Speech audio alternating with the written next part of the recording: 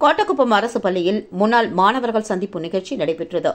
கோட்டக்குப்பம் அரசு மேல்நிலைப் பள்ளியில் 2000-2002 ஆண்டு வரை படித்த முன்னாள் மாணவர்கள் சேர்ந்து பள்ளி வளாகத்தில் முன்னாள் ஆசிரியர்கள் மாணவர்கள் சந்திப்பு கூட்டத்தில் ஈடுபட்டனர்.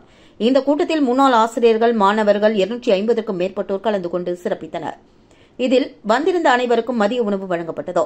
அரசு மேல்நிலைப்பள்ளி தலைமை ஆசிரியர் ஆனந்தன் முன்னிலை வகிக்க முன்னாள் அறிவியல் ஆசிரியர் செண்பகவல்லி தலைமை தாங்கினார். சுமார் 24 ஆண்டுகளுக்கு பின்னர் ஆசிரியர்கள் மாணவர்கள் கலந்து கொண்டு நேருக்கு நேராக சந்தித்துக் கொண்ட இந்த நிகழ்வு பெரும் பிரமிப்பை ஏற்படுத்தியது.